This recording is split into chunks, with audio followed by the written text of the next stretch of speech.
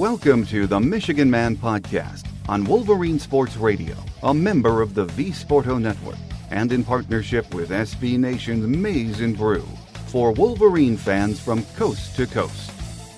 Go Blue, and welcome to the show. I'm your host, Mike Fitzpatrick. I hope all of you have enjoyed summer, wherever you are. Now that the calendar has rolled into August, it's time to at least partially turn our attention to the fast-approaching college football season. With us today on our Game Day segment will be beat writer Aaron McMann from MLive to share his early preseason thoughts on our Wolverines. First, a few of my thoughts to get us going. For football purposes, I like to refer to August as speculation month. Some schools, a handful of them, and you know who they are, know they will be in the hunt for a conference championship and a trip to the playoffs. The majority of schools might have a fair idea of how good or bad they are, but the truth of the matter is, no one is sure what they have until the season tees off in September. For we Michigan fans, questions abound. Can we rebound from a disaster of a COVID season? Will the coaching staff changes bear immediate positive results?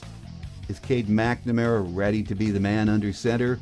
Or is it just a matter of time before J.J. McCarthy is under center? You get the drift. Michigan football is surrounded by more questions than answers right now. Most of the preseason prognosticators see us as no better than 7-5. Some say with strong quarterback play and a better than expected defense, we could find a way to win 8, maybe 9 games. I know most of you don't want to hear that though. My inbox is filled with mail from fans who say, hey, it's year 7 of the Harbaugh era, and it's time to win. I agree, like most of you. But by winning, I think 7 or 8 games is unfortunately a realistic expectation this year.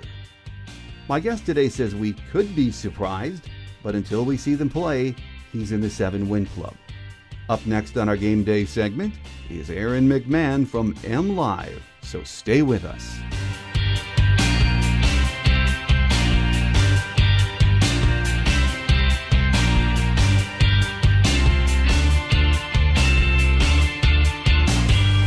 Here with us on our Game Day segment this week as we begin pretty much a month of previews is beat writer Aaron McMann from MLive, ready to get back to work. Great to have you with us, Aaron. Yeah, it's good to be back, Mike. I remember this time last year, I didn't think we'd have a season, and now we know we're going to have a full 12-game schedule, and let's go. Let's do it. I mean, everyone's chomping at the bit, no doubt about it, and of course, this is the month when all of college football will begin practice, and the excitement, of course, is going to build each week. It is just, as you said, great to have college football back, and hopefully in a normal atmosphere. Yeah, as of right now, I think Michigan is planning on having a full stadium. I know that isn't definitive at this point, but I know they've been selling tickets like they planned on. Season ticket sales, as far as I've seen, have been pretty good, been pretty brisk. Yeah, hopefully we can pack the stadium this fall, and it's back to normal college game day experience for everyone. Let's hope so. I mean, everyone is ready for that. And last year, the strangest year in most of our lifetimes, getting through COVID, the college football season was a mess in more ways than one for Michigan. Looking back on that season, that abbreviated COVID season, how much stock can we put in what we saw from that Michigan team last year? Yeah, that's a good question, because it was really a confluence of a lot of things. Things started off with players opting out. You saw guys like Nico Collins and Ambry Thomas, 2 key figures of the roster, kind of opt out before the season got going. So from the very beginning, Michigan was kind of behind the 8 ball. Then you throw in all the distractions and COVID and them not having spring practice. And, that's not an excuse because most programs across the country, did a little practice last spring. So I think there's some to take away. Just, I think the lack of depth at certain positions, some of the, lack of talent at certain areas certainly is something to read into. But at the same token, I think you saw a lot of guys get playing experience last year that maybe wouldn't have under normal circumstances. Players like a Taylor Upshaw, So you saw like a DJ Turner in the cornerbacks, get a little bit a run there. You saw the emergence of Cade McNamara. So I think you saw more experimenting and more tinkering from the coaching staff than maybe you would have under normal circumstances. And I think you learned some things there. Now, whether that translates to the field this fall remains to be seen. But they did go 2-4. They struggled, and I think there's going to be some more struggles this year. They did learn some things about themselves, and I think that's certainly a positive you can take away from last year's nightmare season. Clearly, Jim Harbaugh thought last year's nightmare season signaled it was time for some changes, and he made plenty of them to his staff in the offseason. Whether or not this will make a difference is going to take time to determine, isn't it? Yeah, especially with the new coordinator on the defensive side of the ball. I mentioned this in other interviews, and I'll say the same thing here. Remember a couple of years back when he kind of changed things on the offensive side of the ball and hired Josh Gaddis as new coordinator. It took that offense, a good 6 games to kind of get going, to kind of acclimate and the like. And that was with an experienced, a group coming back. This year, the defense a little bit different. They got a lot of holes to figure out. They got things still to figure out. They did have a spring to kind of tinker with some of that stuff and kind of find an identity. What that is remains to be seen. But don't be surprised if this defense is slow out of the gates. In more ways than one. I mean, they're going to be a little bit more different from an alignment standpoint to what we've seen in years past. They've got some unknowns, especially at linebacker, kind of behind the second, third options. They're still trying to figure out a starter at corner. A lot of things to figure out. And then obviously we haven't even touched on the offensive side of the ball. I mean, there's just so many question marks there too. How the running backs are going to fit, who's going to play quarterback. It's going to be an interesting group. I think there's probably given the opt-outs of last year and everything else, but maybe more unknowns this year than they had last year. Now, like I said, they were able to kind of go through last year, figure out what they had in certain areas. So I think it's going to help. But again, with so many changes on the defensive side of the ball, that just doesn't kind of come together overnight. I mean, it's going to take time. They got to play together. They got to play against other offenses. It's one thing to practice against your offense in practice, but it's a different beast going up against another team. Absolutely, it is. As we mentioned, camp opens soon, and the quarterback position is going to be under the microscope, as it always is with Michigan and other teams. Cade McNamara was named the starter after spring practice, and at Big Ten Media Days, Jim said he was the clear leader. And, fans I talk to, I don't know what it is, they seem to be sort of lukewarm on Cade, but it sounds like from a staff perspective, at least, he's earned the job up to this point, and he seems like a lock for at least September, doesn't he? Yeah. I think it's his job to lose at this point. He's the front runner. He's the guy that I think the coaching staff feels most comfortable with.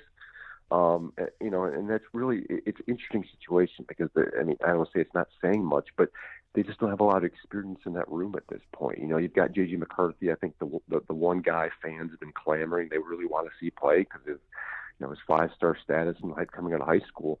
But the reality is he hasn't played it down in college football yet. He's still learning the offense. He's still kind of getting his bearings around him.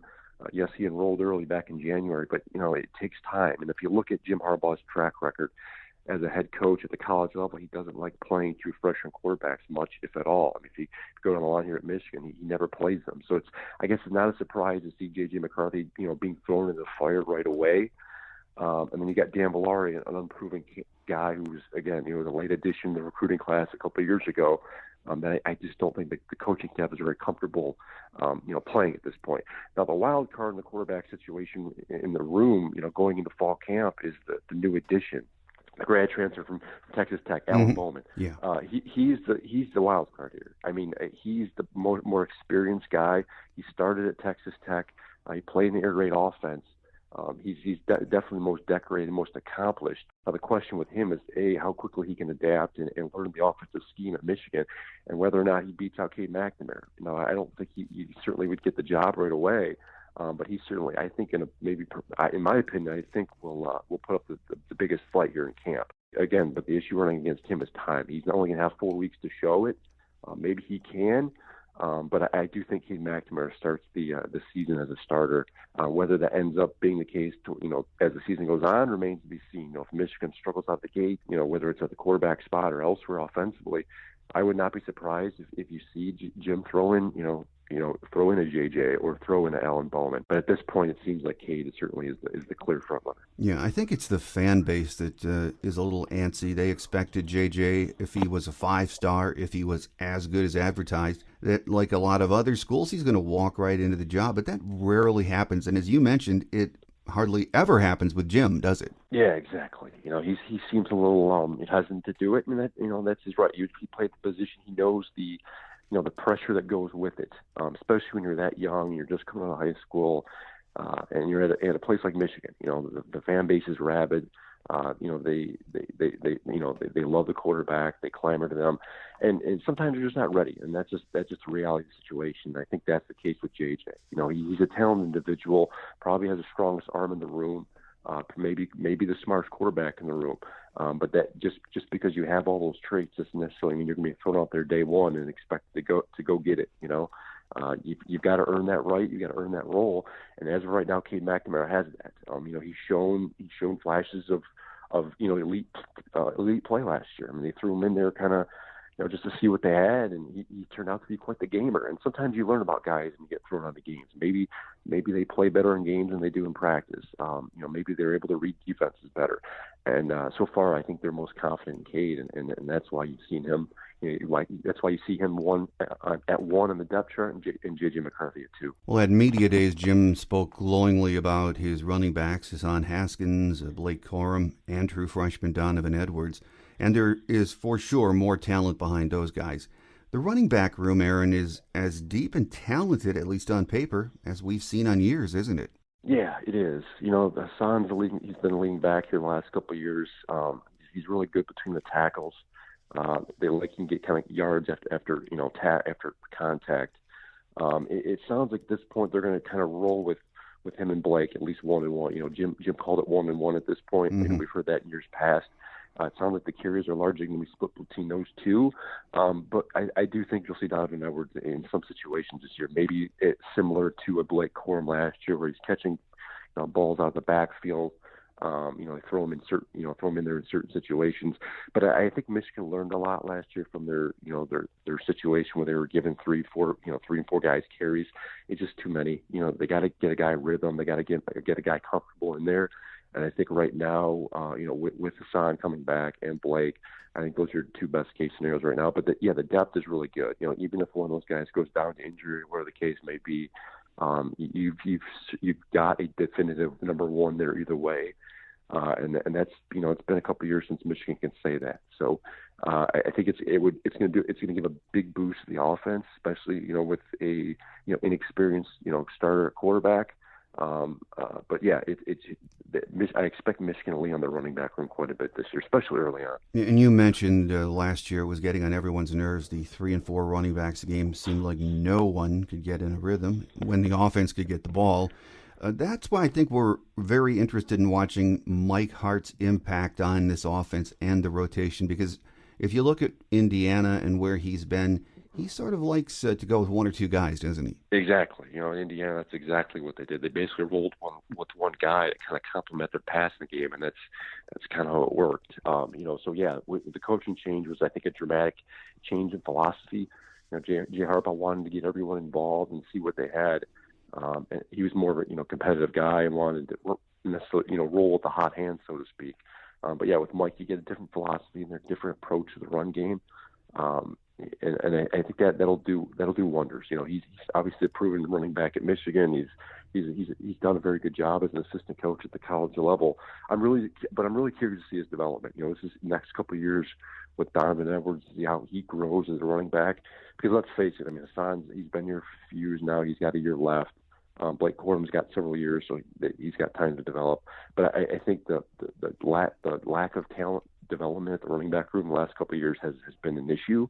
And with Hart there, he's shown that he can do that. I think if you give him a couple of years, Michigan could be pretty good at the running back position. Well, along with his offensive coordinator duties, Josh Gaddis is coaching the wide receiver group, which on paper has a lot of talent. You have Ronnie Bell, Mike Sanderstill, Cornelius Johnson, Roman Wilson, and a lot of others.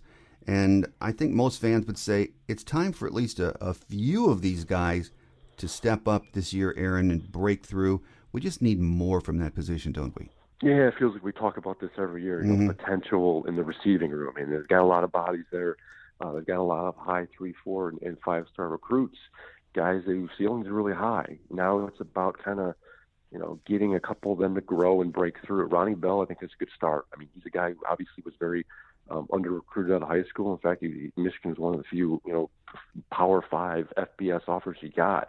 But there's a perfect example there of talent development. They've grown him into their top option. He was number 1 receiver last year. He's a good kind of slot guy, but I do think Michigan needs a complementary 2 and 3 guy. You know, we thought Giles Jackson was going to be that guy. He opted to transfer in the offseason. They'll end up facing in week 2 against Washington, but they've got to find some other guys. You know, I like Cornelius Johnson. He's a perfect example. He could be, you know, another kind of Donovan Peoples-Jones type guy. I mean, he's tall, he's lanky, he can go up and get the ball. And I think they've really got to target him this year.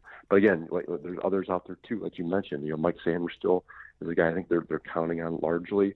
And you got some young guys down there too. But it's going to come back. I mean, quarterback play is going to be key. Last year, at times, you know, Joe Milton struggled, you know, to find receivers, you know, get the ball, you know, there on time. And certainly that's going to hurt your receiver play. But same token, the guys got to sign out to get open. They have to figure out how to get open and catch the ball. You know, and Josh Gass is a proven receivers coach. He did it at Alabama. He's you know, he's shown glimpses here at Michigan. Yeah, I mean, Michigan's receiver room, as we talk about all the time, the potential's there. With good to, you know, great quarterback play, they can be even better. Bodies are there. They just have to go up and get it. You know, the one name I didn't mention that I think was an interesting addition the offseason was Dalen Baldwin, the transfer from Jackson State. You know, he was kind of under the radar recruit from the Detroit area. Michigan didn't really, you know, entertain or offer him out of high school, but he really excelled in the SWAC. He had a really good season last year. You know, in the spring, he could be a wild card here. He can play outside or inside. He's got good length, good ball skills. I'm curious to see how he kind of fits into the room. But it's clear in talking to him the last couple of months that Josh Gass really liked what they saw and was really eager to add him to the room. Well, Jay Harbaugh is back handling tight ends, and a lot of observers think that's where he fits best and does his best work. His projected starter is Eric All, but you also have Luke Schoonmaker, Matt Hibner, and young Lewis Hanson. All very talented guys, big guys, but another position group. They've got to hang on to the ball, and we've got to get more from them. Yeah, Eric All is the guy we heard a lot about last offseason. You know, his physique and his athleticism, and he looks like a football player. He looks like a prototypical tight end. He just, you know, he had, like you said, he had trouble catching the ball last year. And you wonder if that's a mental thing, if that was just, you know, Joe Milton's, you know, heavy hand, heavy arm. You know, you don't know. I think he'll obviously get an opportunity here early in the year. He as of right now is the number 1 target, going to be the number 1 target tight end. But you wonder how much they're going to utilize the tight end position, because it almost seems like, you know, since Josh Gass has gotten here, they've started to de-emphasize the spot. You know, and obviously not entirely, because they do like to use it. But with so many receivers, you know, available to them, they've been using the running back out of the backfield quite a bit in pass catching situations. We saw that last year with Chris Evans. Like I said earlier, we'll probably see that more with Donovan Edwards and Blake Corum this year. But, you know, the opportunities for the tight ends to catch the ball are becoming, you know, fewer. So that you know, that puts a premium on, you know, the tight ends to make plays when they're given them. So I expect Eric All will be the number 1 guy. You'll probably see him utilized the most. Luke Schoonmaker's a guy we've heard, you know, bits and pieces about the last couple of years. Again, they like his athleticism and everything else. But, you know, given the state of this offense and where they're at right now, I don't think there's much room for 2 tight ends on the field. So Eric All will be the guy. We'll see how many opportunities he gets. But he's certainly got to hold on to the football. Otherwise, yeah, they'll be forced to make a change there. Well, Sharon Moore is handling, in my mind, the most important group on this team other than quarterback, and that's your offensive line. It sounds like we have some battles going on in the trenches as camp opens, which is always good. But right now, Vistardis at center, Stuber at right tackle, Filiaga left guard, left tackle Ryan Hayes, and Trevor Keegan at left guard. That is a very, very good group, and they have pretty darn good depth behind them, don't they, Aaron? I'm really bullish on the offensive line. I think they could be really good. They got, like you said, they got a lot of guys coming back, a lot of experience. They really only lost Jalen Mayfield last year, so they got some guys that have been there a while. They've been in the system for a while. You wonder, with the coaching change, with Ed Warner going out and Sharon Moore coming in, how that's necessarily going to change things. But that being said, yeah, I think they're going to be really good. Ryan Hayes, I'm a big believer in. The coaching staff has talked him up. Even I can remember a couple of years ago when he was a true freshman, they liked what they saw out of him. He is a bona fide tackle. He could be, could be very much be a potential first round pick in the NFL draft, just like a Jalen Mayfield. If he can, have an exceptional year, and whether he comes back or not remains to be seen. But I like what they got there. Jim Harbaugh at media days last week, mentioned a couple battles left guard. Trevor Keegan, and you mentioned Chuck Filiaga. Interestingly enough, we saw Filiaga a bunch last year. He started pretty much the entire year, but Jim said he's been a standout offensive lineman in the spring and the off season. So I'm wondering, where he stands with regards to Keegan. I wouldn't surprise me if Keegan starts at, could start at left, Filiaga bumps over to right, and then we've got a competition at center too, with Andrew Vistardis and Zach Zinter. I kind of assumed coming into the offseason that Vistardis would be the guy. He's played there a ton, but Michigan really likes what they have in Zinter, and they think he can play center or guard. And then obviously we got Stuber at right tackle. So Michigan they think they've got some versatility there in the inside, whether it's center and guards. It sounds like they're going to kind of go back to the philosophy of a couple of years ago, where they're going to go with their 5 best linemen and kind of move and shift them as needed. But yeah, the depth is there. I mean, they got a bunch of guys there. Ed Warner did a very good job recruiting guys and bringing them in and kind of developing them and kind of shaping them. And I think Michigan's offensive line stands to be a good. Probably, in my opinion, could be one of their best units on the offensive side of the ball. No, I agree. And I think the offense, while it has a lot of questions, I think most of us feel that it could take off and be very, very good by midseason or late season. It's the defensive side that worries most fans. Sean Nua is handling the D-line now. He has Aiden Hutchinson back, along with Chris Hinton and Donovan Jeter. Mozzie Smith is projected to join that group as a starter or get a lot of time. Depth is an issue, but if healthy, at least the starting group should be pretty solid, Aaron, shouldn't they? Yeah, and you got Aiden Hutchinson there. We'll start with him. I mean, he's a potential All-American. His name has popped up on a couple of preseason watch lists. He should be their playmaker up front this year. He is coming off injury. Didn't really practice much in the spring. He kind of went through individuals, but didn't go much 11-11. I don't know how much that's going to affect him and how much different he's going to look compared to a couple years ago. But he's a guy they're going to have to lean on. And he realizes it. He takes the responsibility, and he believes that this could be his year. But they've really got to get pass rush. That was a big issue last year. They failed to get much pressure on the quarterback. And look, that was the identity of Don Brown's defense. You got to get the quarterback and sack, and we didn't see it a ton last year. But yeah, depth is going to be an issue. Taylor Upshaw's back. We saw a little bit of him last year. I don't know how much of a disruptor he can really truly be. But the one thing that we've been hearing a lot about this offseason is, defensive coordinator Mike McDonald's plan to kind of use, Aiden and Taylor kind of as outside linebackers, as guys kind of as edge rushers, as opposed to putting their hand on the ground. They might be standing up a little bit more, and maybe potential 3-4 look or some different alignment. But yeah, the last couple of years, Michigan's issue up front has really been depth, inside, and I do think they're a little bit in a better situation this year. You're going to see obviously Chris sitting back. Michigan is expecting big things from Mozzie Smith. He could potentially start or definitely be a number 2. You got Donovan Jeter in there as well, so Michigan could easily go with a 3-4 look with 3 down defensive tackles, traditional defensive tackles. Because look, in the past, under Don Brown, he's really recruited undersized guys. He wanted more athletic, speedy guys as opposed to those big, bulkier dudes.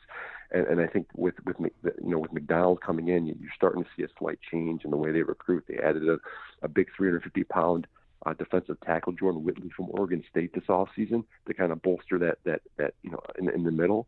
So it's clear that they're recruiting bigger. They're trying to bring in bigger guys. I think you're going to see more of a usage of the traditional defensive tackles this fall. Well, behind that defensive line, George Hilo is in his first year handling the linebackers, and that group has plenty to prove. Josh Ross and Michael Barrett are back, And then you have David Ajabo expecting to see situational use. At least that's what I've been reading so far.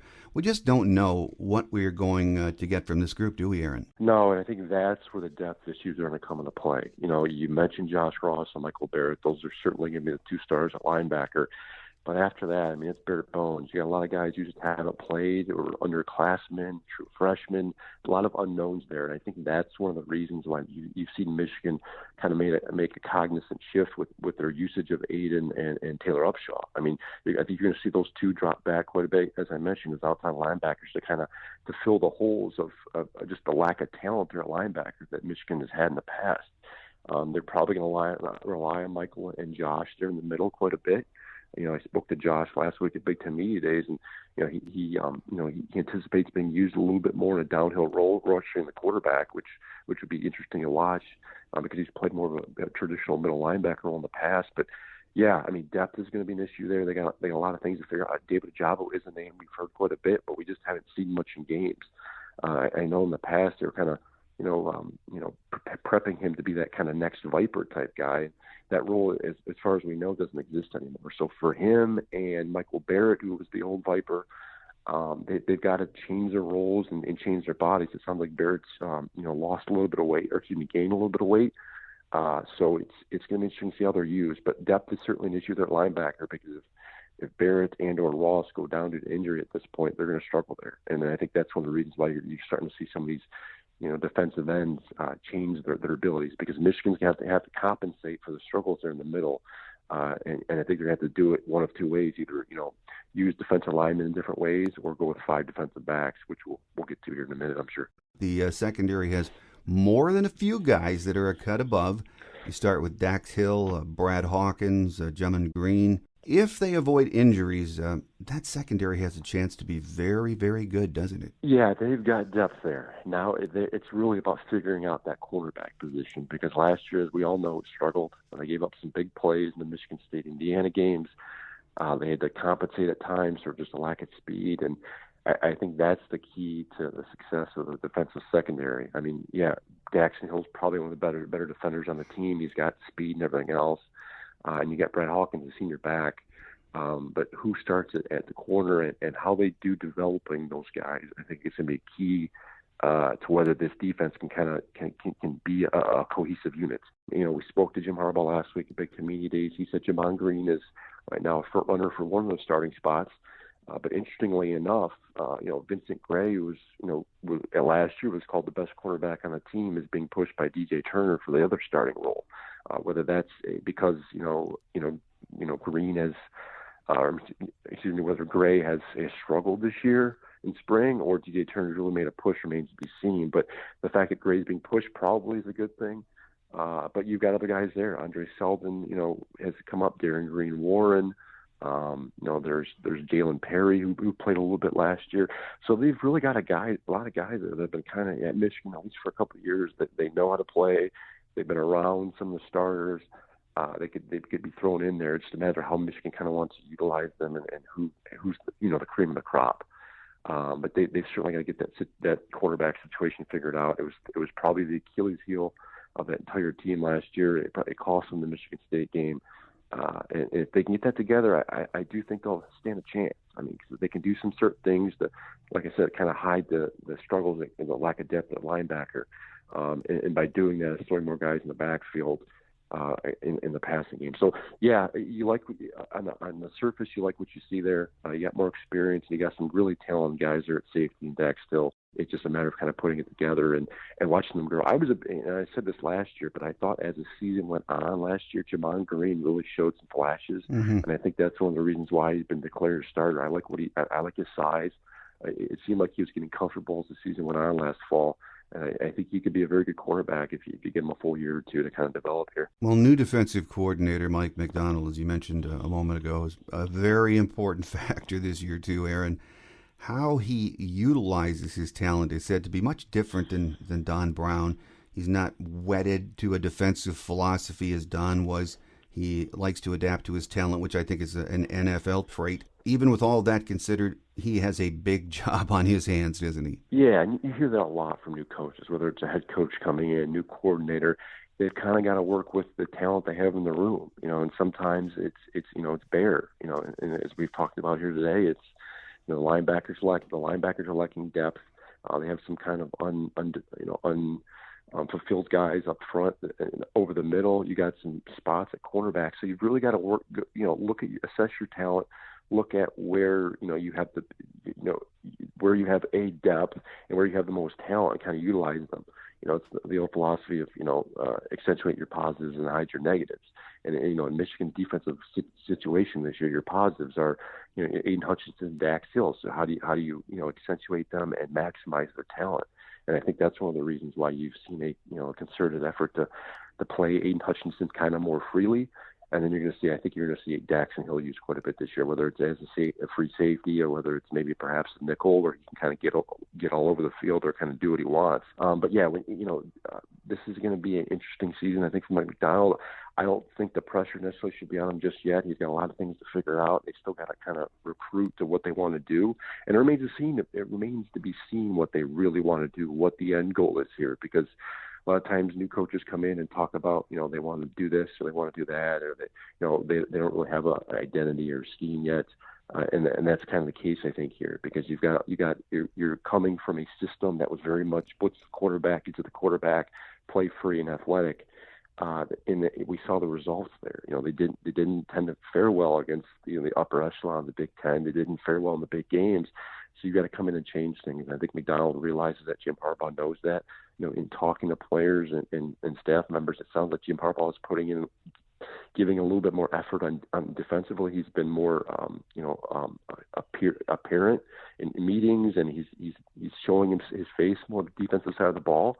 So I think you're going to see a little bit more influence from him this year as well.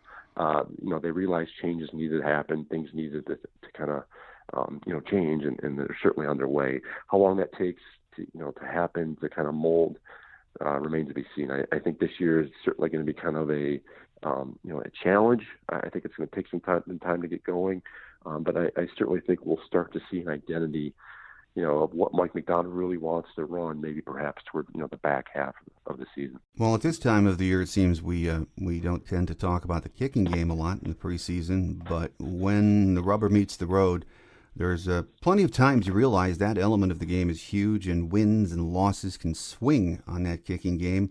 We have Jake Moody back handling field goals and kickoffs, Brad Robbins at punter.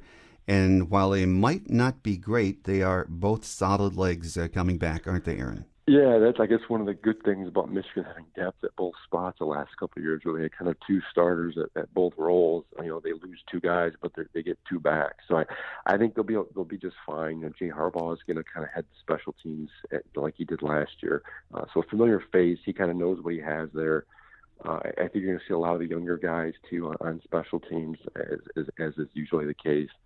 But yeah, Jake Moody is a guy we've seen plenty before. He's pretty consistent. Doesn't have the strongest leg in the world, but he certainly can hit those 50-yard field goals when you need them. And then, if don't forget, Brad Robbins a couple of years ago had a very good year. So it's not like these guys haven't been in this role before. I think it should bolster the special teams. I think they should be just fine. And yeah, I mean, in close games, obviously kicking matters. And I think Moody can be the guy. He's as I said, very consistent. He knows his business. He's very calm and collected.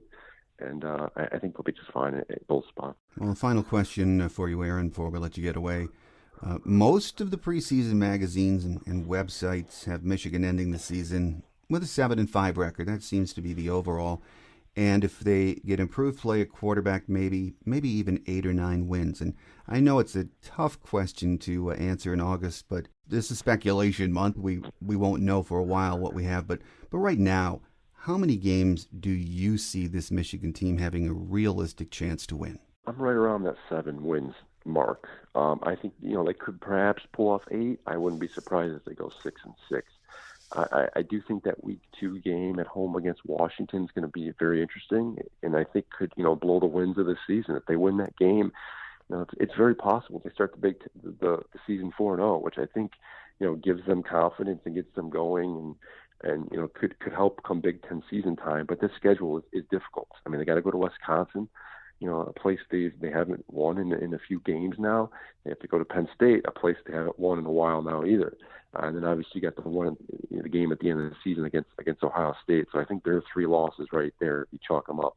And you got, they have to go to Nebraska, which I think is going to be a unique game this year. It's a lot of unknowns. You got Michigan State on the road. So looking at the schedule, I'm thinking 7-5 is probably a realistic, mark there. I wouldn't expect them to compete for the Big East title. In fact, my preseason ballot, I think I had them 4th in the Big Ten East as well, behind obviously the Ohio States and Indianas and Penn States. Could they knock off, pull off an upset perhaps at Penn State? Certainly. I mean, it's Penn State I didn't think was very good last year either. They got some things to figure out as well. But given the unknowns on defense, the depth, lack of depth at certain spots, kind of the youth and inexperience around the board.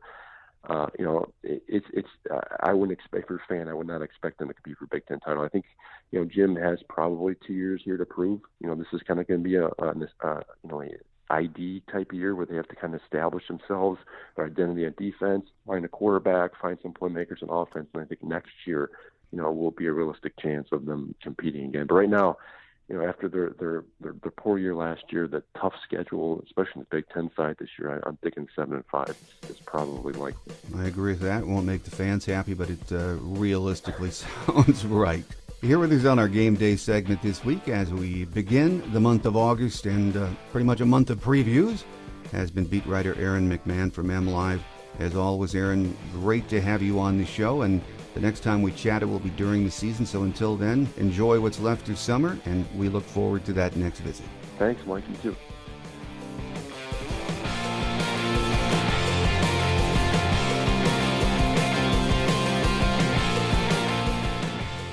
On Quick Hits today, when practice gets underway, we'll have more to talk about. Maybe. It's usually like pulling teeth to get information about the team until we start the season, but we will do our level best in the coming weeks to share with you what we know.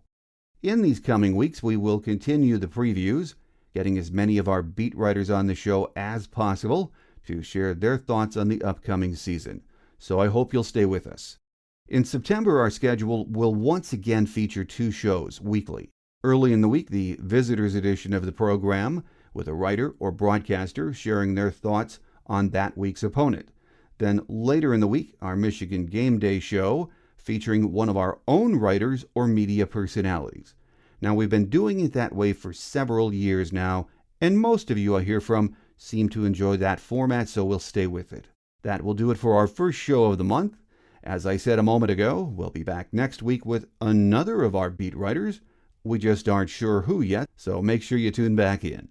It is great to be preparing for another season of Michigan football, and we all hope and pray it will be a normal season from a fan perspective as far as attending the games goes. Ticket sales have been brisk, and we all can't wait to see the big house packed once again. It has been a long wait. Have a great Wolverine week, everyone. I'm your host, Mike Fitzpatrick. Until we meet again, take care, and as always, go blue.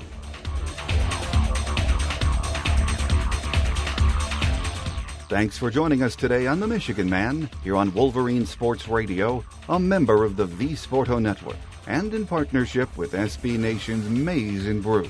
Our listener lines are open 24/7 for your calls at 313-263-4842. That's 313-263-4842. Or email us at themichiganmanpodcast@yahoo.com. That's themichiganmanpodcast@yahoo.com. The Michigan Man Podcast is produced at the studios of Robin Lynn Productions, Allen Park, Michigan, and is not affiliated with the University of Michigan. Go Blue!